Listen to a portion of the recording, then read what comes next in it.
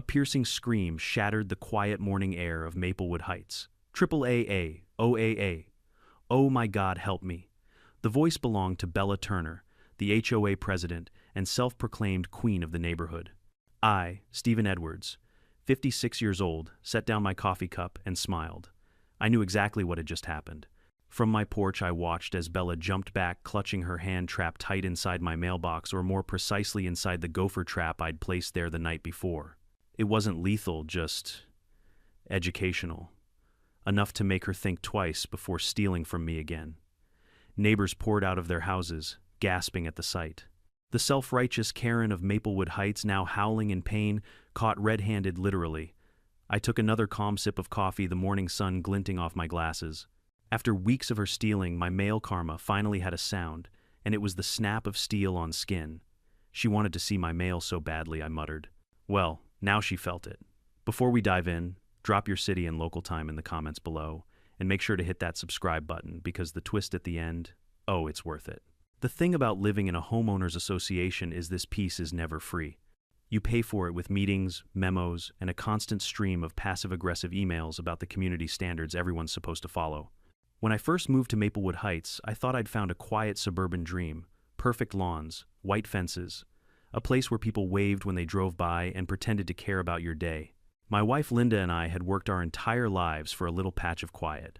After 25 years as a federal postal inspector, I wanted nothing more than to tend my garden, sip my coffee, and watch the sun rise without paperwork or politics. Then I met Bella Turner. Bella wasn't evil, not in the usual sense. She didn't rob banks or set houses on fire. She just believed she was the law. She ran the HOA like a queen runs a kingdom through intimidation, gossip, and fines.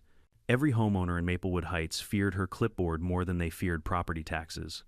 She was always out early, wearing those bright blazers, pink, red, sometimes orange, marching from yard to yard like a self-appointed inspector general. One morning she scolded my neighbor George Miller for leaving his garbage can visible from the road. The fine, $50. Another time she made Mrs. Jacobs repaint her mailbox because the color didn't align with the HOA aesthetic. Everyone laughed about it behind her back. But nobody dared to challenge her. At first I ignored her. I had better things to do, pruning my hedges, repainting my fence, mailing Linda's birthday cards to our kids in Denver. Life was simple, until the day my mail started to vanish. The first time it happened, I thought it was just the postal system being the postal system.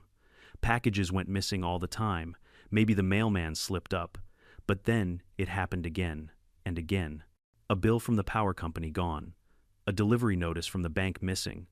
A small package from my son vanished completely. I went down to the post office to check. My old colleague, Eddie Morales, was the postmaster there. We'd served together years ago. When I explained, he frowned. Stephen, everything's been scanned and marked delivered. Our system doesn't lie. He was right. USPS tracking is accurate down to the second, which meant someone had taken the mail after it was delivered. That night, I stayed up late thinking. Theft of mail wasn't just petty mischief, it was a federal crime. I'd put people behind bars for less. But now it was personal. I started keeping notes, dates, times what went missing. I asked the neighbors casually if they'd lost anything. Most said no, but a few hesitated before admitting small things. My Netflix DVD never arrived, or I never got my insurance card. A pattern was forming, and every time I walked past my mailbox, I'd see Bella strolling by with that same smug smile clipboard tucked under her arm. One morning I caught her staring at my front yard as if she owned it. She waved and called out, "Just checking for violations, Stephen. You know, keeping our community beautiful." I smiled back, but inside something twisted. A week later, my patience snapped. I'd been waiting for an important property tax statement from the county clerk's office. Without it, I couldn't complete my appeal. It was supposed to arrive Friday. It didn't. Saturday came nothing. Monday, still nothing. I checked the tracking. Delivered 9:14 a.m. front mailbox. I stood there staring at that single line on the screen. My jaw tightened. My blood pressure rose. I walked outside, looked at the mailbox, and for a brief, dangerous second I imagined it growling back at me. That was when Linda appeared behind me holding a cup of tea. "It's just a letter, honey," she said softly. "Let it go. You know how she is." "Yeah," I muttered. "That's the problem." Because I did know how she was. The next morning I went to the hardware store and bought a mini trail camera. Small, motion-activated, nearly invisible. I installed it inside a flower pot facing the mailbox. I told Linda it was for bird watching. She just smiled and shook her head. For 3 nights I checked the footage. Nothing but raccoons, passing cars, and one drunk teenager cutting through the lawn. Then came Wednesday night. 2:47 a.m. The camera detected motion. The footage showed Bella Turner unmistakable, even in infrared, creeping up to my mailbox in her bright pink blazer and white sneakers. She glanced around, pulled out a small flashlight, and opened the lid. She reached in, took several envelopes, and tucked them neatly into her folder. Then, just before leaving, she whispered something the microphone barely caught. Community inspection complete. I paused the video. Rewound. Played it again. My jaw dropped. The HOA president, the same woman who fined people for grass length, was stealing federal mail. I laughed out loud, half in disbelief, half in fury. 25 years enforcing federal postal law, and the universe had just handed me a case right on my front lawn. The next day I took the footage to the sheriff's office. Deputy Mark Collins, a level-headed man in his 50s, watched the clip twice, then sighed. "Stephen, this is good evidence, but she's claiming she's doing routine mailbox inspections for the HOA. Technically, that's not mail theft unless you can prove intent. She's opening mail that's addressed to me," I snapped. "I get it, but without catching her with opened or discarded mail, I can't make an arrest." Bella, of course, denied everything when the deputy questioned her. She twisted her story so fast you'd think she'd rehearsed it. "I was just making sure the mailboxes were secure. We've had vandals lately. I was protecting the community." Mark had no choice but to let her go with a warning. When she walked past my house later that day, she waved the same fake sugary smile. But this time her eyes said it all: "You can't touch me." That night I couldn't sleep. I sat in the living room, staring at the footage on my laptop. Over and over, her face appeared under that flashlight glow, smug, superior, untouchable. Linda came downstairs, rubbing her eyes. "You're still on that," she said. "Yeah," I replied quietly. But not for long. The next morning, while trimming the hedges, an idea struck me, simple, effective, poetic. In my storage shed, I still had a few gopher traps from the years I'd spent on my father's farm. I'd used them to catch burrowing pests that tore up the soil. They weren't deadly, just designed to close sharply when triggered. Painful, yes. Dangerous, not really. And suddenly I realized a mailbox wasn't much different from a burrow. The metaphor made me grin. Of course it wasn't about revenge. Not exactly. It was about education. If Bella wanted to stick her hand where it didn't belong, she deserved to learn what consequences felt like. That night, I went out with a flashlight and a screwdriver. I modified one of the traps, adjusted the tension, made sure it wouldn't cause serious harm. Then I set it carefully inside the mailbox, just beneath the lip. To anyone opening it too eagerly, it would snap shut fast and loud. Linda caught me sneaking back inside. "You're up to something," she said. "Just improving security," I replied, smiling. "Stephen, trust me, dear. You'll thank me later." By the time the sun rose, everything was ready. I brewed my coffee, sat on the porch, and waited. At exactly 8:02 a.m., Bella appeared, pink blazer, clipboard, same arrogant stride. She stopped at my mailbox, pretending to jot something down. Then she leaned in, pulled the latch, and opened it. Snap, the sound echoed down the street. Her scream followed half a second later. That was the morning peace in Maplewood Heights finally ended and justice began. The scream rolled down the street like a siren, and doors flew open. Neighbors spilled out in pajamas and sandals, clutching mugs and phones. Bella Turner hopped backward, clutching her hand, eyes wide with injured outrage. The gopher trap still pinched her skin where curiosity met consequence. I stood calm as a judge. "Don't move," I called. "You'll make it worse. I'll release it." "Don't you touch me," she shrieked, staggering, pink blazer, flashing under the Sunday. "You tried to kill me, Stephen." I walked up anyway, slow and steady. "It's not lethal," I said, sliding the safety tab and easing the spring back. "It's a deterrent." As the tension released, Bella jerked her hand out and stumbled onto the grass. A bright red line marked her skin like an underline under the word guilty. She spun to the growing crowd. "He's booby-trapping mailboxes. On HOA property, call the police." "It's not HOA property," I said, voice even. "And you have no business opening it." Linda reached my side, breath held between worry and exasperation. "Stephen, I'm fine," I murmured. "Ambulance is on the way," yelled Carol Pierce. A board member with permanent disapproval stamped between her brows. I heard sirens. 2 vehicles swung into the cul-de-sac, an ambulance and a patrol car. Deputy Mark Collins stepped out of the cruiser, lifted his sunglasses, and took in the scene with that tired cop's scan, the trembling complainant, the calm defendant, the tilted audience. "What happened?" he asked. "She rigged a trap," Bella's screamed, voice cracking. "On the community's mailbox, he tried to maim me." Mark looked at me. "Stephen, my mailbox," I said. "Federal domain. She opened it without my consent." "Again. Again," he said. I nodded toward my porch camera. "I have footage multiple nights. She's been removing my mail and others too. Today she got the message." Paramedics bent over Bella's hand. One of them, Tyler Reed, a kid young enough to still believe in perfect endings, peered at the welt. Not broken, skin pinched, ice and a bandage. Hospital Bella demanded, jaw tight. "I'm pressing charges." "Against me?" I asked, incredulous. "For assault," Carol snapped, stepping beside her queen. "The HOA will not tolerate." "The HOA," I said, "has no authority over a United States Postal Service mailbox. 18 U.S.C., Section 1708 theft or receipt of stolen mail. Also Section 1702 obstruction of correspondence. You want statutes, I can get you page numbers." Carol blinked. You could see the vocabulary land like hailstones. Mark lifted a hand. "All right. Everyone calm down." He turned to Bella. "Ma'am, did you have permission to open his mailbox?" She hesitated, rage hitching. "As HOA president, I have a duty to." "That's not a yes," Mark said. "I was inspecting for vandalism," she insisted. "We've had complaints about the sturdiness of certain boxes." A couple of neighbors coughed to hide their laughter. Mark's gaze slid back to me. "Do you have that footage handy?" "I do." I tapped my phone, opened the secure cloud folder, and mirrored it to my porch display. Infrared timestamps, GPS-locked metadata, the works. On the screen, the pink blazer glowed like a flare as Bella's hand slipped into my box at 2:47 a.m. Another clip, 1:13 a.m., the week prior. Another 3:05 a.m., 2 nights ago. In each, the motion was identical. Open take, tuck away. Her whisper too, community inspection complete. The crowd shifted, murmurs widening like ripples. "Turn that off," Carol snapped. "This is harassment." "No," Mark said quietly. "This is evidence." Paramedics guided Bella into the ambulance. She pointed at me with her good hand. "I'm not finished with you." "You never are," I said. The ambulance doors shut. The siren wailed. The vehicle rolled away, leaving a scent of diesel and dramatics.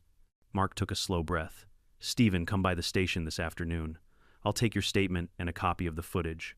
"You know you can't arrest her yet," I said. He cracked the ghost of a smile. "You used to wear my shoes. You know the dance. We build it right." "I've already started," I replied. "Chain of custody logs corroboration." "Good." He looked at Carol. "And you, the HOA, will refrain from inspections of mailboxes. They are not your jurisdiction." She stammered, then shuffled away under a scattering of neighborly side eyes. By noon, the cul-de-sac remembered how to breathe. I went inside and set my kitchen table like an evidence room laptop, external drive, printed logs. Linda set down a plate of eggs and toast, then crossed her arms. "You happy?" she asked. "Not yet," I said honestly. "But I'm getting there." She watched me for a long second, then softened. "Just don't lose yourself in this." I squeezed her hand. "I won't." I got to work. First, USPS tracking data. I pulled every tracking number for the past month, power bill, bank notice. A package my son sent with a multi-tool he swore would change my life. Each scan showed delivered at my address, precise minute, and GPS coordinate. Second, camera metadata. My trail cam and porch cam both embedded time, date, and device signatures. I exported the raw files, hashed them with a SHA-256 checksum, and wrote the hashes on paper. You don't rely on memory when you build a case. You nail it to the floor. Third, witnesses. I took a quiet walk. George Miller confirmed Bella had lectured him about his garbage bin at 2 a.m. the week prior. Said she was doing night patrol. Mrs. Jacobs remembered a missing insurance card. Dylan Brooks, a teacher who never picked sides, recalled seeing Bella at my mailbox late. I recorded each statement with their permission and had them sign a simple attestation. Fourth, pattern analysis. I laid out a calendar and drew red lines where the mail vanished. The red intersected nights when Bella's pink blazer glowed on my screen. A habit is a trap the mind sets for itself. All I had to do was point it out. At 2 p.m., I headed to the station. Mark ushered me into an interview room that smelled like disinfectant and old paper. I handed him a thumb drive with the video files, logs, and witness attestations. He watched another clip jaw tightening at the whisper, "Community inspection complete. I've spoken to the county attorney," he said. "They're cautious. Bella's claim is that she never opened any envelopes, just checked for vandalism. We'll need stronger proof of intent," I figured, I said. "So I made you a gift." I pulled a padded envelope from my briefcase. On the outside, bold letters read, "Certified check, do not bend."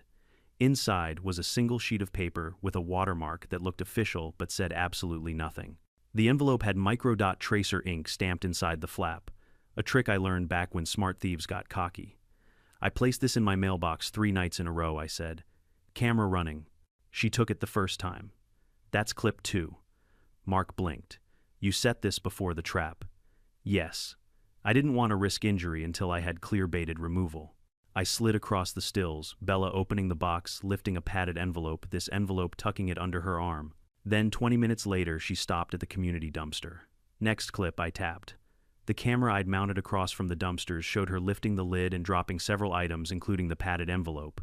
"You went through the trash?" he asked, with gloves and a clear conscience.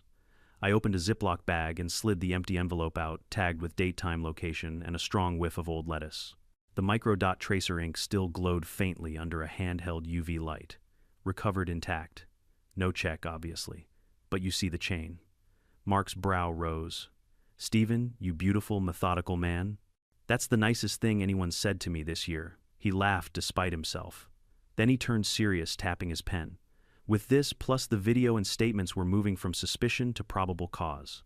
I'll loop in the postal inspector's office and the county attorney. They'll want to interview her." "Interview away," I said. "Just be ready for theater." "We're always ready for theater," he replied. I stood to leave, then paused at the door. "Mark, the HOA's going to spin. They'll say I'm harassing her, that I booby-trapped community property." "We'll address it," he said. "Keep your head down and your documentation tight. And Stephen." He held my gaze. "Don't escalate." "I won't," I said, and meant it. The trap had done its job, not to injure, but to stop. The real victory would be won with ink and pixels, not springs and steel. Back home, I found a HOA notice tucked into my doorframe. "Urgent board meeting tonight, 7:00 p.m. Topic: mailbox safety violations." Of course.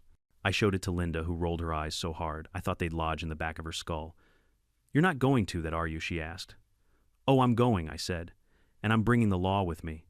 At 7:00 sharp, the community room buzzed with whispers. Bella wasn't there, hospital no doubt, but Greg Turner, her husband, stood near the coffee urn, looking like a man who'd misplaced his courage.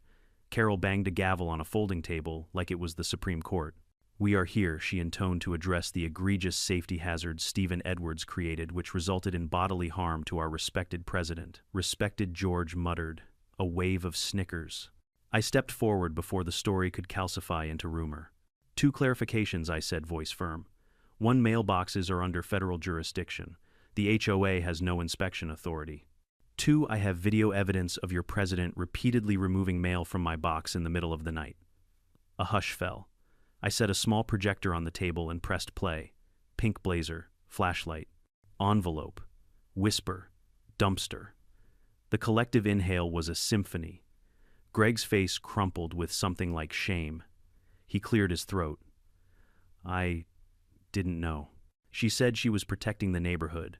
Protecting. Control loves costumes. Carol tried to rally. This isn't, we don't have the full context." "We will," I said, "with the sheriff and the postal inspector. Until then, you will leave everyone's mailbox alone." Silence. Then a few nods. A ripple of relief. The room, for the first time in months, seemed to remember who it belonged to. The people who lived there, not the one who lorded over them. When I got home, Linda met me at the door, relief softening her edges. "How bad?" "Surprisingly civilized," I said. "Truth has that effect." I sat at my desk and opened a new folder, Turner Case Formal. The last clip I added was from that morning, the traps, snap her, scream the crowd. Not for spite, for sequence, for completeness. For the story the facts tell when you arrange them in the right order. The evidence was no longer just pixels and paper. It was a map to the truth. And we were following it, one careful step at a time. The next morning felt unnaturally quiet. The kind of silence that follows a storm but promises another one soon. Maplewood Heights had always been a gossip machine, and by sunrise, the story of Bella Turner's mailbox injury had spread faster than a wildfire in August. From my porch, I could almost hear the whispers behind curtains. "Did you hear what Steven did? He booby-trapped the mailbox. I heard she's suing him already." It didn't matter what they thought. I wasn't out for popularity. I was out for justice, and I wasn't finished yet. Linda stood in the kitchen doorway, arms crossed. "You're enjoying this, aren't you?" I turned to her, half smiling. "Enjoying, no. Satisfied, maybe." She shook her head. "Steven, you spent 25 years chasing criminals for the Postal Service. Don't turn this into another investigation. Let the sheriff handle it." "I am letting him handle it," I said. "But I'm also protecting myself. Bella's not done. Not by a long shot." And I was right. By noon, an official HOA letter appeared in my mailbox, irony not lost on me, sealed with a ridiculous gold sticker. Inside, the board accused me of reckless endangerment, creating unsafe community conditions, and violating HOA equipment integrity. They actually called my mailbox community equipment. I laughed so hard I nearly choked on my coffee. Then I filed the letter neatly under evidence harassment. The trap had done its job, but the war wasn't over. Bella was loud, but she wasn't stupid. If she couldn't win with intimidation, she'd use bureaucracy. She'd twist every bylaw, every ordinance, every loophole until she could pin me down. I needed to stay ahead 2 steps at least. That night, I reviewed all my footage again, frame by frame. Bella at the mailbox, Bella at the dumpster, the paramedics arriving. Each angle cataloged, each timestamp synced. But there was something new I noticed. Just before she reached my mailbox that morning, her phone's flashlight flickered, and in the reflection on the mailbox door, I saw a small glint. A key. Not her house key, a specific narrow metal key. One I recognized immediately, a master key for USPS-approved mailboxes. How the hell did she get one? Those keys weren't available to civilians. Each was serialized and tightly controlled by the Postal Service. I'd used them myself during inspections. If Bella had one, that meant she'd somehow convinced someone or stolen it to gain access. It changed everything. The next day, I paid a visit to my old colleague, Eddie Morales, at the post office. He greeted me with a mix of nostalgia and worry. "You again," he said. "I heard about the, incident." "Yeah," I replied. "I'm just here to ask one thing. Has anyone reported a missing master key recently?" He frowned, typing into his system. "Not in this district." "Why?" "Because I've got a video of a civilian using one." He looked up sharply. "That's a federal breach, Steven." "Exactly what I thought." Eddie leaned back. "Send me the clip. I'll forward it to the postal inspector's office. If she's got one of our keys, she's in deeper trouble than she knows." I handed him a drive, thanked him, and left feeling lighter than I had in weeks. The trap may have drawn blood, but this was the smoking gun. Back home, I decided to make my own bait. I crafted a decoy envelope labeled Confidential Tax Documents, Property Lot 22B. Inside was a single blank sheet, but the envelope was thick enough to look important. Then, as a final touch, I rubbed a tiny amount of UV tracking gel across the flap, invisible to the naked eye but glowing under a black light. If Bella or anyone touched it, I'd know. Linda caught me preparing it at the dining table and sighed. "I married a detective, didn't I?" "You married a man who hates thieves," I said. "And maybe enjoys traps a little too much," she teased. I grinned. What can I say? Old habits die hard. I placed the envelope neatly inside my newly reinforced mailbox, then set up 2 cameras, one hidden in the flower bed, another across the street disguised in a birdhouse. This time, the goal wasn't just to catch her red-handed, it was to prove pattern, intent, and access. The bait was set. For 2 days, nothing happened. The neighborhood buzzed with speculation, but Bella stayed quiet. Maybe she was still in the hospital. Maybe her lawyers had muzzled her. Then, on the 3rd morning at precisely 5:46 a.m., the motion sensor pinged. I opened the live feed on my phone. There she was, Bella Turner, bandaged hand, still in that damned pink blazer, creeping down the sidewalk like a cartoon villain. She looked around, glanced toward my porch, then approached the mailbox slowly. With her good hand, she pulled out the same silver key, inserted it, and opened the box.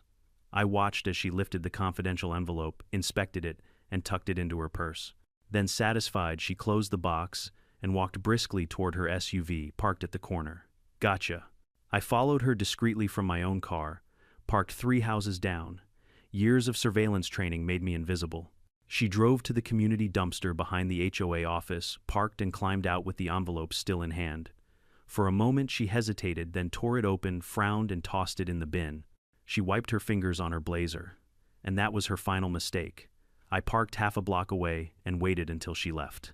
Then I walked to the dumpster, retrieved the envelope using gloves, and scanned it under a portable UV light.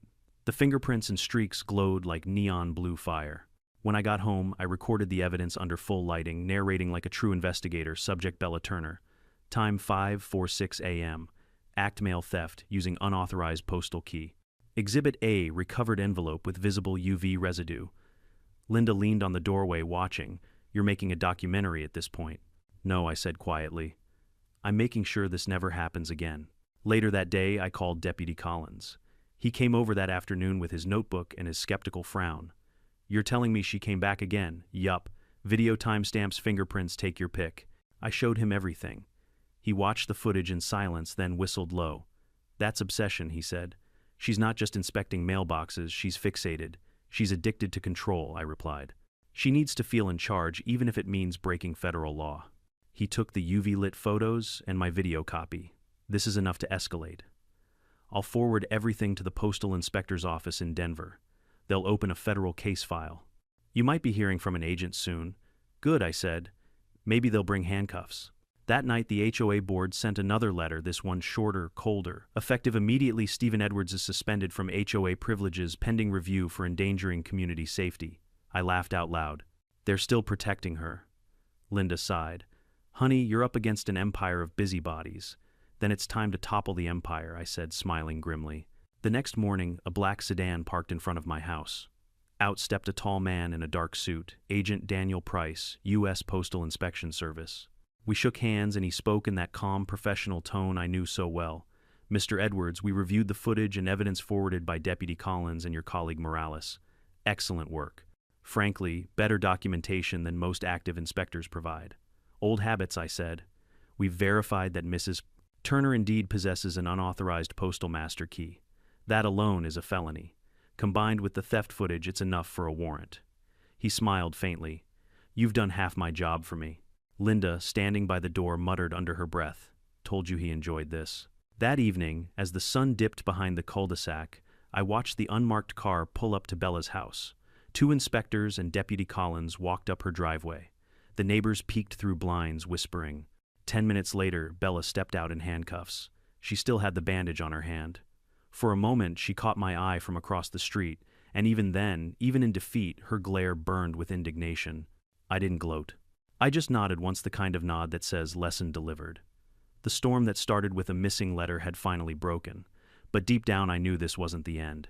The HOA still had teeth, and Bella's friends weren't done snarling yet. By dawn the next day, Maplewood Heights had turned into a courtroom with lawns.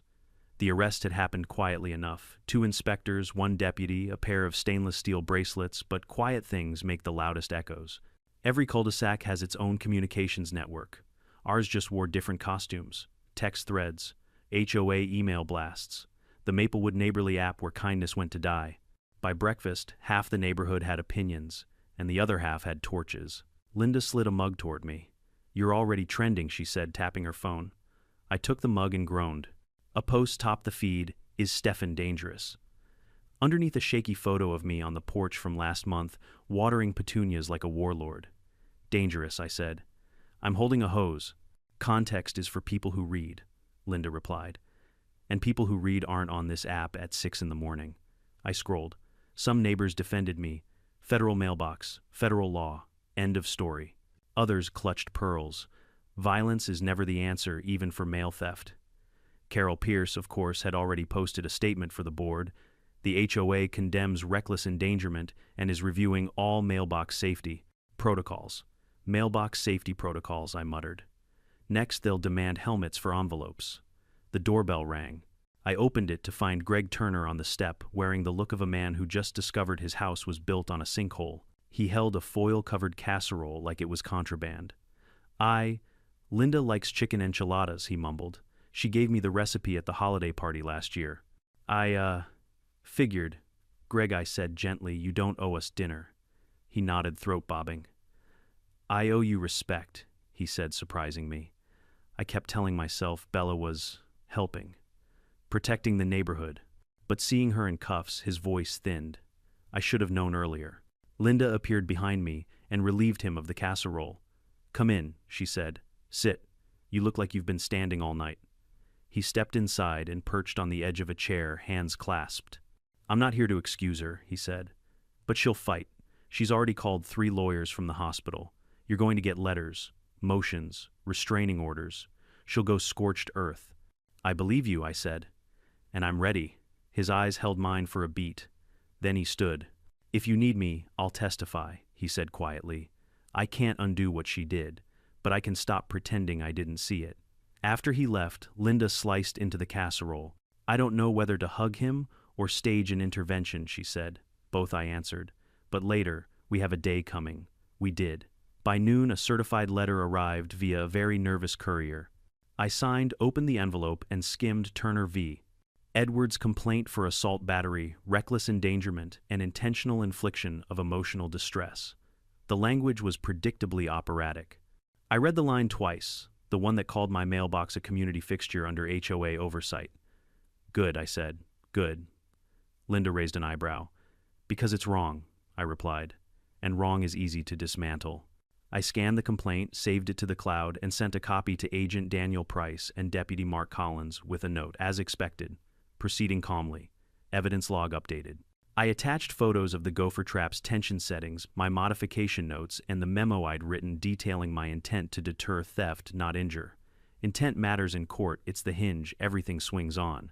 The next knock came from the other direction, local media. A reporter with hair sprayed against weather, Tara Bloom, stood at the curb and gave me a practiced, sympathetic smile. "Mr. Edwards, Tara, with Channel 8, she called. "Mind if we ask a few questions?" "I do mind," I said politely. "But I'll make one statement: federal mailbox, federal jurisdiction, federal evidence. The rest will happen in court." She nodded, disappointed but not surprised.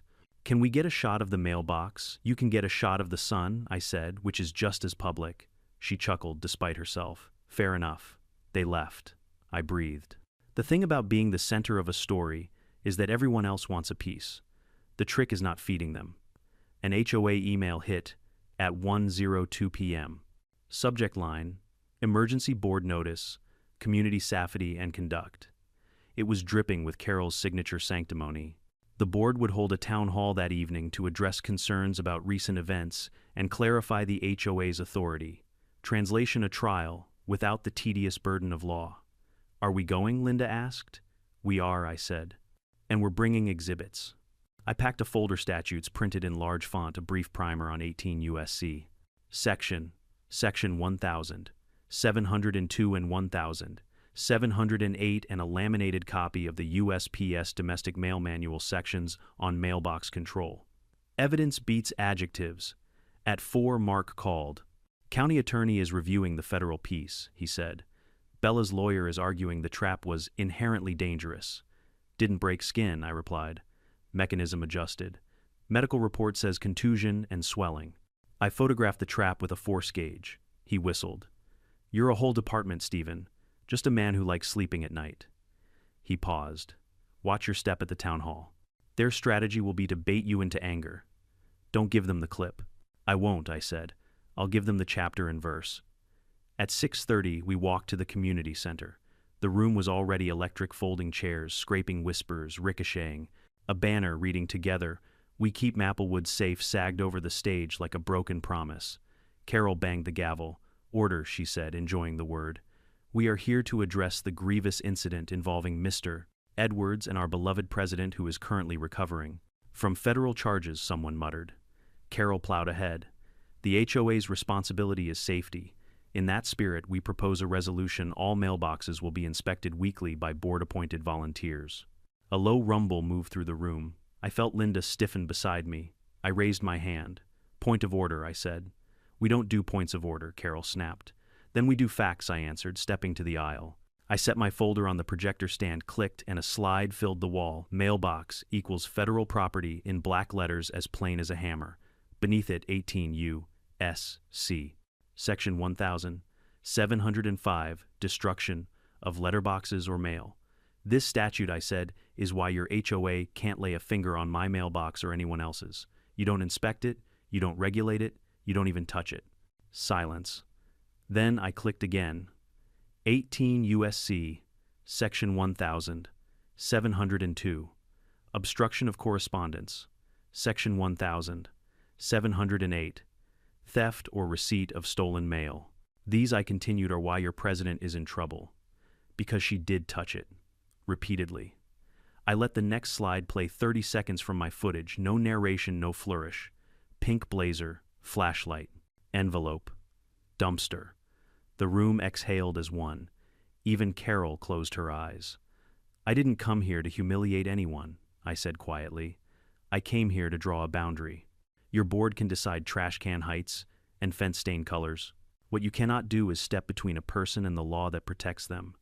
From the third row, Mrs. Jacobs raised a hand. My insurance card never came, she said. I thought the mail lost it. Maybe it wasn't the mail.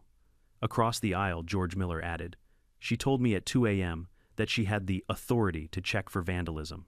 I believed her. I'm embarrassed I believed her. Shoulders lowered. The room felt less like a tribunal and more like a wake for the version of the neighborhood that trusted the wrong person. Carol cleared her throat, softening because she had to. In light of new information, she said the inspection resolution is tabled, a ripple of relief. And until further notice, the board defers to law enforcement. Wise, I said, and sat down.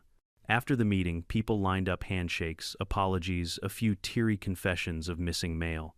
I took notes. Names, dates, a map of harm we hadn't wanted to see.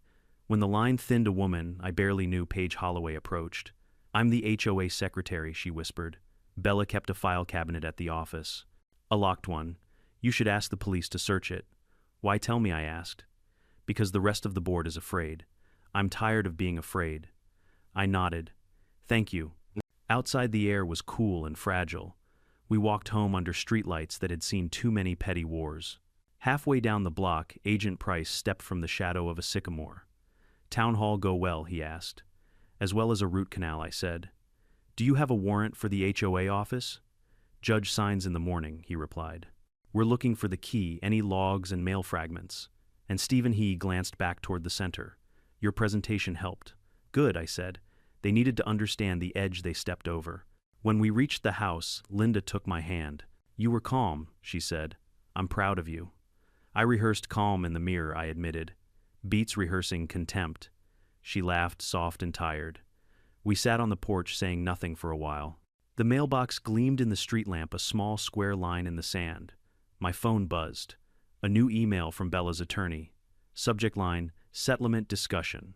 The body was short and oily. Our client is open to a mutual de-escalation agreement if you remove all traps and refrain from public statements. I stared at the screen until the words lost shape. Then I typed a reply in 12 measured words, all traps removed, all statements factual. See you in federal court. I hit send, closed the laptop, and breathed. The storm was still overhead. But for the first time, it felt like we were choosing where the lightning struck. The morning after the town hall, Maplewood Heights looked deceptively peaceful, trimmed lawns, sprinklers ticking rhythmically, mail trucks humming down the street. But under that calm surface, a current of unease ran strong. People who once waved politely now avoided eye contact, whispering in driveways and behind blinds. Linda brought me coffee and the morning paper. You made the front page, she said, half amused, half exasperated. I unfolded it. There I was, grainy photo captioned HOA, Power Struggle Turns, Federal Mailbox Trap Sparks Investigation. Federal, I said, taking a sip. Has a nice ring to it. She rolled her eyes. Don't get cocky, Stephen. The board's scared, the neighbors are split, and Bella's lawyers will twist everything. She wasn't wrong. Around noon, a black SUV pulled up. Out stepped Agent Daniel Price from the U.S. Postal Inspection Service, the same man who'd overseen Bella's arrest. His partner, Agent Nora Fields, followed carrying a case file thick enough to bury the HOA in paperwork. Morning, Mr. Edwards Price said. Mind if we come in? We've got updates. Please, I said, motioning toward the living room. They sat professional but cordial. Price opened the folder.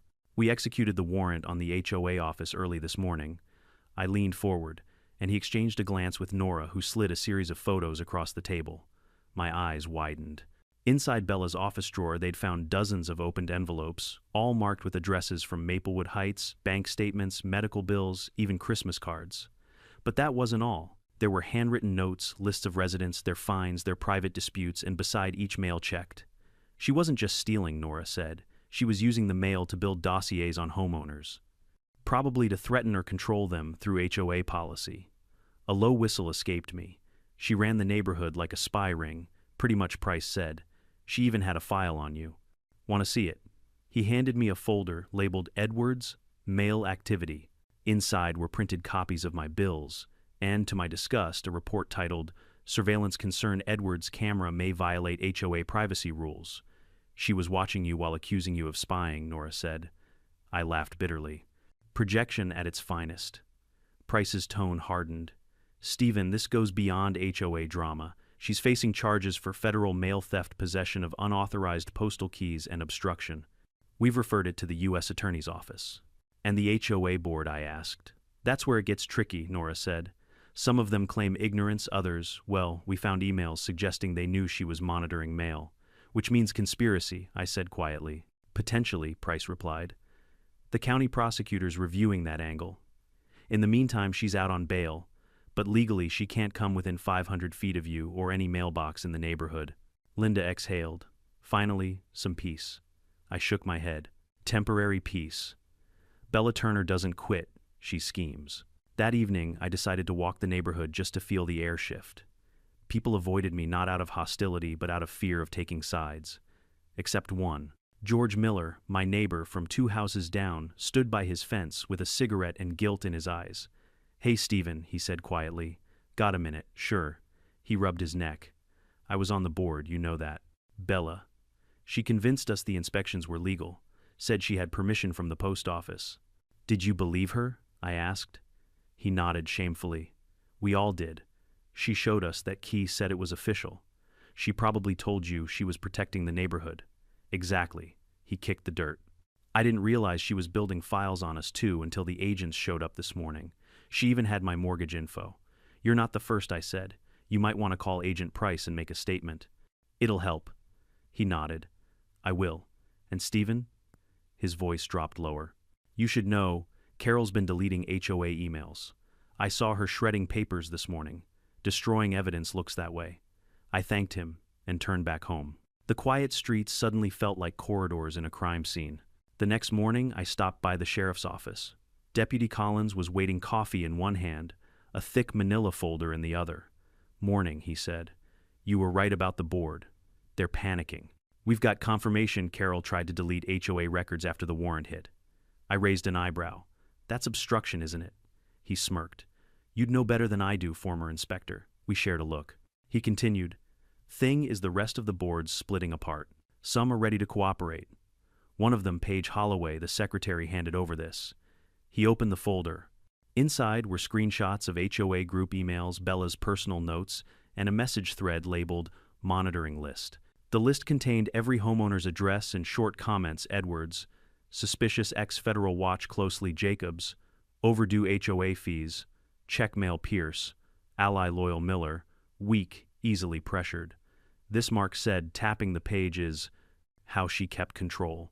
I leaned back. She used intimidation disguised as administration. He nodded. We're forwarding all this to the DA.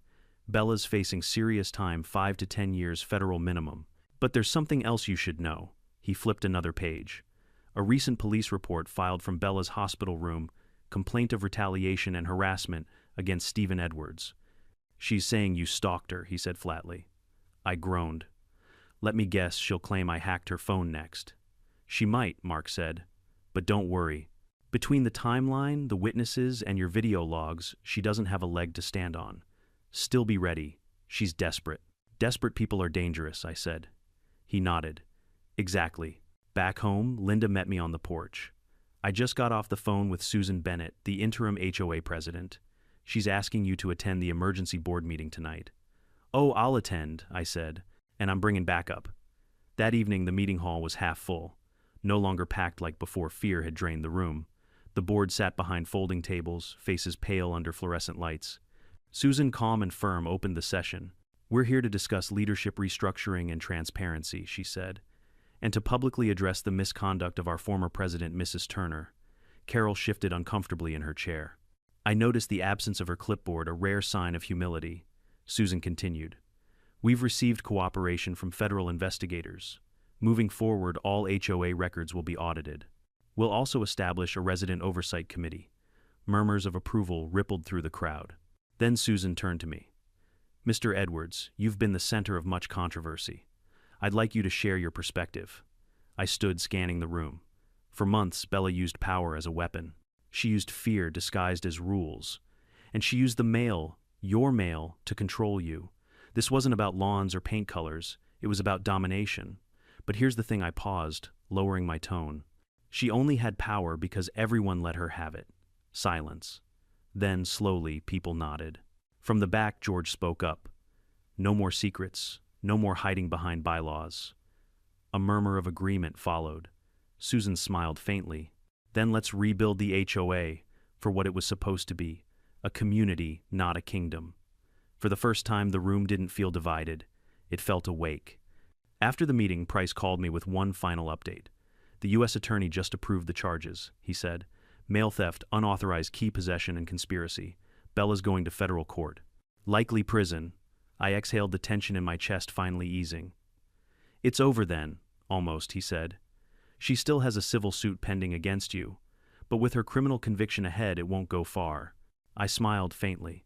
Thank you, Agent Price, he chuckled. Don't thank me. You built the case. You just forgot to retire. That night, Linda and I sat outside under a quiet sky. The air smelled of pine and new beginnings. You did it, she said softly. No, I said. We did it. The neighborhood finally stood up. Across the street, the old HOA office sat dark, the once feared center of control, now sealed with federal tape. For the first time in a long while, Maplewood Heights felt like a neighborhood again. And as the wind rustled through the trees, I thought about how something as small as a letter, a single stolen envelope, had unraveled an empire of deceit. Sometimes justice doesn't come in grand gestures. Sometimes it's delivered one mailbox at a time. On the morning of the hearing, the courthouse smelled like lemon polish and nerves. I wore my one good suit, the charcoal one Linda calls your reasonable man uniform. She straightened my tie, kissed my cheek, and said, breathe. Facts win if you let them. Facts and patience. I reminded myself of both as we rode the elevator to Judge Nancy Reynolds' courtroom for Turner v. Edwards. Bella's civil suit against me for assault battery, reckless endangerment, and emotional distress. The criminal matter against her was on a different floor later, but every hallway in this building felt like a chessboard. Bella was already seated at counsel table, hair set bandage, visible eyes hard. Her attorney, a slick man with a perfect haircut named Martin Hale, adjusted his cufflinks like they were arguments. On our side sat Rachel Cole, my attorney, cool as a midwinter lake. Behind us, Deputy Mark Collins, Agent Daniel Price, Agent Nora Fields, Postmaster Eddie Morales, Paige Holloway, the HOA Secretary, George Miller, Mrs. Jacobs, and half of Maplewood Heights, disguised as interested citizens. The clerk called the case. Judge Reynolds entered sharp-eyed and unsentimental. Counsel appearances. We rose, introduced ourselves, and Saturday Hale went first, silky and aggrieved. Your Honor, this is simple. Mr.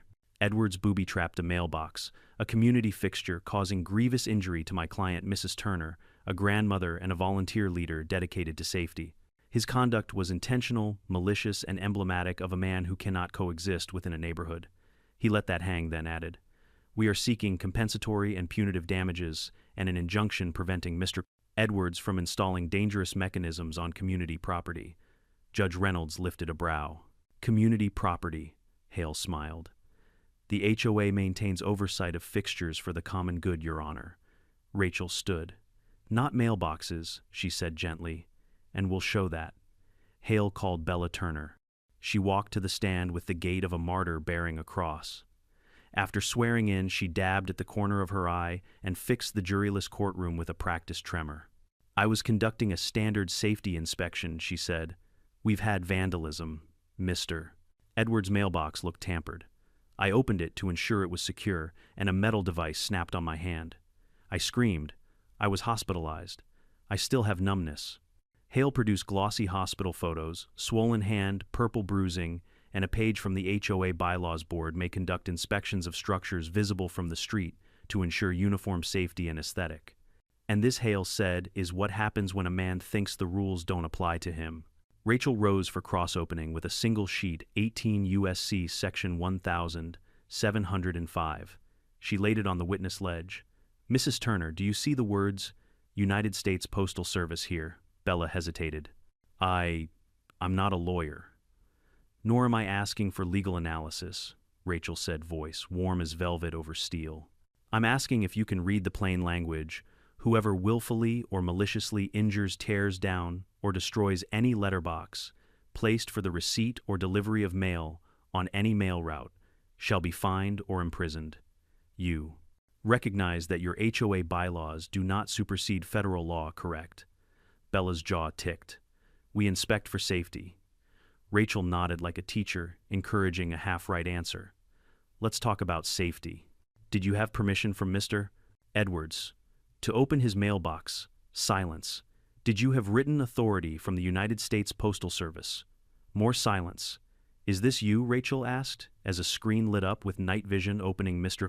Edwards' mailbox at 2:47 a.m., removing mail and whispering, "Community inspection complete." "It's unclear," Bella said, voice tight. "Is this you?" The next clip played, dropping a padded envelope in the HOA dumpster 20 minutes later. "That could be anyone," Bella snapped. Rachel smiled politely and picked up a clear bag. Inside lay the recovered padded envelope. "It's definitely the envelope," she said, "stamped with a UV tracer. The residue glowed on your bandage when Agent Fields photographed it the morning of your arrest. The lights dimmed. Under a short UV video, fingerprints blazed. A few gasps tumbled from the gallery. Hale objected, prejudicial, and the judge overruled. It goes to rebut plaintiff's narrative. Rachel's questions moved with the elegance of a scalpel. "Mrs. Turner, do you recognize this metal key?" She held up the unauthorized postal master key recovered from Bella's desk. "Did you use it to open mailboxes in Maplewood Heights?" "That key was found," Bella said. "I never used it." "Is that your reflection?" Rachel asked in Mr. Edwards' mailbox, holding a key of identical shape. The paused frame showed a sliver of metal like a caught silverfish. Bella swallowed. "I was protecting the community." Rachel turned to the judge. "Nothing further for this witness right now." Hale tried to rehabilitate Bella, but the air had shifted. The halo of victimhood had slipped. Underneath was a person who believed rules yielded to her will. Rachel called Postmaster Eddie Morales. "He testified that all of my missing items were scanned, delivered at my box. USPS logs were consistent, precise, and complete. If the customer didn't receive them, he said it's because someone removed them after delivery." She called paramedic Tyler Reed, who calmly described Bella's injuries as consistent with a sprung clamp, non-lacerating, non-fracture, painful but superficial. She called Deputy Mark Collins to authenticate chain of custody, the videos, the envelope, the dumpster retrieval. She called Agent Daniel Price, who confirmed the key's illegality and the search of the HOA office. "We found a set of files containing open mail and homeowner dossiers. Possession of federal mail and unauthorized keys is a felony." Then Paige Holloway took the stand, palms trembling but voice steady. She testified to internal emails, monitoring lists, mail checks, and Bella's directive, "We need leverage. Use what you find." The courtroom murmured. Hale objected to hearsay. Rachel produced the printed, authenticated emails. The judge admitted them. Finally, Rachel called me. "I testified to intent I had adjusted. The Gopher trap's tension photographed the settings, documented my purpose: deter theft, not injure. I described my career in the inspection service, the statutes I lived by, and the difference between revenge and boundary setting." Hale approached, smiling like a shark at a goldfish convention. "Mr. Edwards, you enjoyed this, didn't you?" "I enjoyed ending theft," I said. "You set a trap," he pressed. "For a person." "I set a deterrent inside my federally protected mailbox after weeks of documented theft," I replied. "And I informed law enforcement, preserved evidence, and never concealed my actions." He waved the hospital photos like a flag. "This is not deterrent. This is harm." Rachel stood. "Your Honor, we have reason to believe these photographs have been digitally altered to exaggerate swelling." Judge Reynolds leaned forward. "On what basis?" Rachel nodded to Agent Fields, who explained, "The photo metadata shows save-over edits using a phone app 5 hours after the ER visit. The ER's own records describe mild contusion. The photos depict severe edema, not noted clinically." Hale sputtered.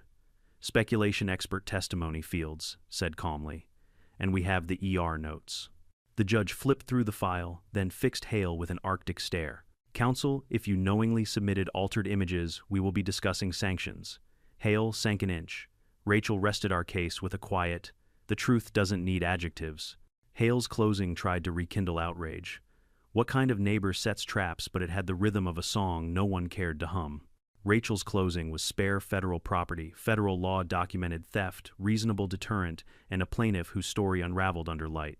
Judge Reynolds removed her glasses, folded her hands, and spoke deliberately. This is not a close case. The plaintiff's claims rest on the false premise that an HOA's aesthetic authority extends to federal mailboxes. It does not. The evidence demonstrates Mrs. Turner repeatedly accessed and removed mail not addressed to her using an unauthorized key. Mr. Edwards' conduct was targeted to protect his property and assist law enforcement.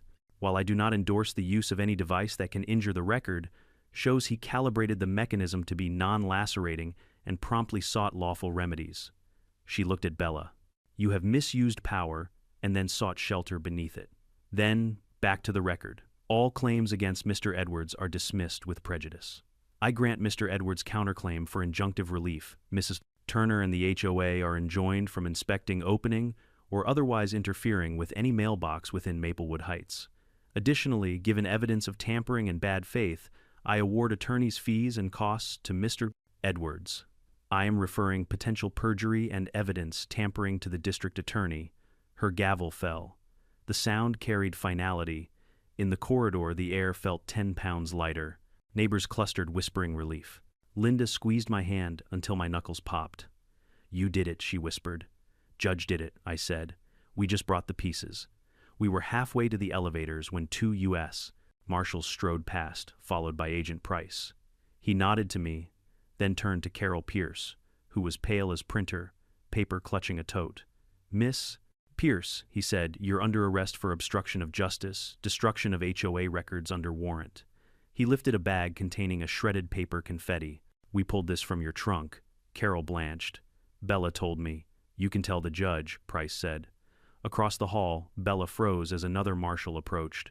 Mrs. Turner, he said, you're wanted upstairs in criminal courtroom 4B. The grand jury just returned an indictment. Her eyes found mine, fire and disbelief warring in them. For a long second, neither of us looked away. Then she turned chin high and walked toward her next storm. I exhaled. Linda leaned into me. Ready to go home, for the first time in weeks, I said. We stepped into the elevator. As the doors slid shut, I caught a last glimpse of the marble corridor, a place where echoes used to sound like threats, and now sounded like the law doing exactly what it was built to do. The days after the trial felt like a new season. The storm had broken, leaving the air washed clean, almost too quiet. Maplewood Heights, the same suburb that once pulsed with gossip and control, now moved differently. Slower, cautious. Like a neighborhood waking from a bad dream and realizing the dream was real. I spent the first morning after the verdict rebuilding my mailbox. Not because I had to, it still stood proudly, the trap removed, but because I wanted to. Closure deserved ceremony. I sanded the wood, polished the hinges, and mounted a brass plate on the front that gleamed in the Sunday tamper, once learned forever. Linda watched from the porch, sipping her tea. It's beautiful, she said. Just as should be, I replied, even in brass. 3 houses down, the old HOA office sat empty, taped with bold red stickers, evidence sealed, federal property. A reminder that power once abused doesn't retire quietly, it gets repossessed. The new HOA president, Susan Bennett, stopped by that afternoon. She was a calm woman, the kind who measured twice before speaking once. Stephen, she said, I wanted to thank you. I know it's been a ride. I smiled. I didn't plan on being the community's folk hero, but I'll take the title. She chuckled. You know, when Bella first proposed making Maplewood Heights the most secure neighborhood in the state, I thought she meant better lighting. Turns out she meant surveillance. She wanted control, I said. Security was just the costume. Susan nodded, looking toward the street. We're rebuilding the board. Smaller, cleaner. I'd like you to advise on compliance informally. Advising an HOA, I said, half laughing. That's how people end up on medication. Not this one, she said softly. We'll do it right this time. Her tone was sincere. I agreed on one condition, no fines for mailbox colors. She smiled. Deal. News spread beyond our street. A small story on a local channel turned into a headline on a national blog. Retired federal inspector outsmarts HOA president in mail theft scandal. The comments were pure gold, half of them cheering, half confessing their own HOA horror stories. One read, "This man is living every homeowner's revenge fantasy." Linda read them aloud between bursts of laughter. You've gone viral, she said. Maybe you should start a podcast, Mail Justice, with Stephen Edwards. I shook my head. I'd rather start a garden. But she was right about one thing people were hungry for: justice stories, the kind that reminded them that standing your ground didn't require shouting, just persistence. A week later, I got a call from Agent Price. Thought you'd want to know, he said. Turner pled out this morning. 2 counts of mail theft, 1 count of key possession, 6 months federal time, 2 years probation. Only 6 months, I asked. She had no priors, and the judge credited her community service history. I laughed. Her service to the community was stealing its mail. Price chuckled. Justice isn't perfect, Stephen, but it's still justice. And the HOA conspiracy angle is still under review. We've got Carol and a couple others facing obstruction charges. I'll take that, I said. Appreciate the call. When I hung up, Linda was watching from the hallway. That was him, wasn't it, Price? Yeah, I said. Bella's getting 6 months in Club Fed. Good, she said. Maybe she'll have time to reflect. Knowing her, she'll probably start an HOA in prison. We both laughed until we cried. That weekend, the neighborhood held its first real community barbecue. Not the kind Bella used to host, those were more like interrogations with lemonade, but a real one. No clipboards, no citations, no fake smiles. Just food music, and the feeling of life returning. George manned the grill apron covered in barbecue sauce. Mrs. Jacobs brought her famous peach cobbler. Kids raced their bikes down the once-patrolled streets, free for the first time in years.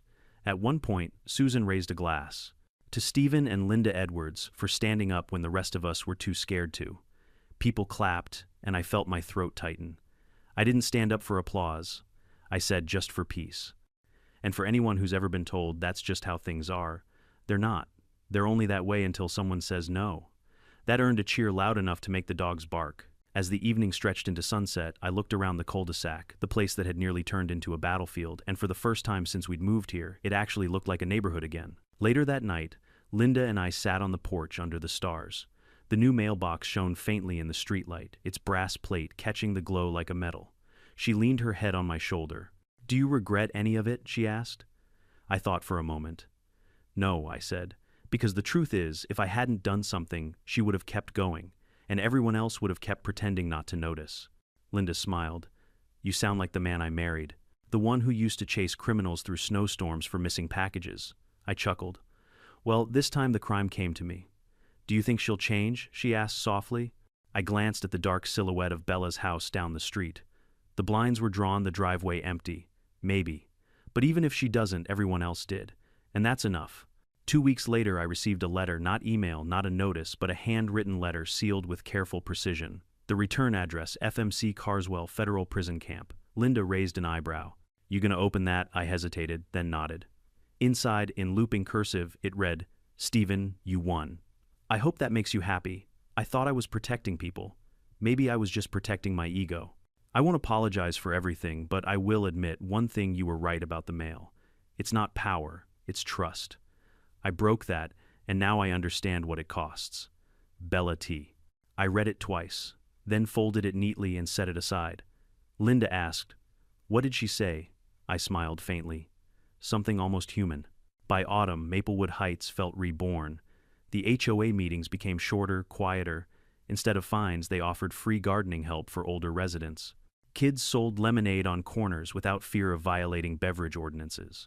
And my mailbox became a neighborhood symbol. People stopped by just to see it, as if it represented something more than metal and wood. Maybe it did. One Sunday afternoon, Susan unveiled a new plaque at the community entrance. It read, "Maplewood Heights, a place built on respect, not rules." She turned to me. "Think that'll stick?" I smiled. "As long as people remember why it needed to be written." That night, as the wind rustled through the maple trees, I thought back to the day it all started. A stolen letter, a smirk, a pink blazer under the Sunday. It felt like a lifetime ago. But I realized something: justice doesn't always come from courtrooms or badges. Sometimes it comes from the simple act of saying this far, no farther. I watched the porch light flicker across my rebuilt mailbox, strong, polished, proud. A monument not to revenge, but to boundaries, to decency. To the idea that even in a world full of Karens and power-hungry neighbors, there's still room for quiet people who refuse to be bullied. And as the night deepened, I whispered the words I hadn't said aloud since it all began. "You can steal my mail, Bella Turner, but you'll never steal my peace." Sometimes the fight isn't about winning, it's about standing firm. About saying no to manipulation, control, and fear, even when you're standing alone. Because peace isn't something the world gives you. It's something you protect inch by inch, letter by letter, boundary by boundary. If you've ever faced your own HOA, Karen, remember you don't have to yell to fight back. You just have to know your rights, hold your ground, and let the truth speak louder than noise. What would you have done if someone kept stealing your mail? And don't forget to hit subscribe because next week's story, let's just say, karma upgrades to first-class delivery.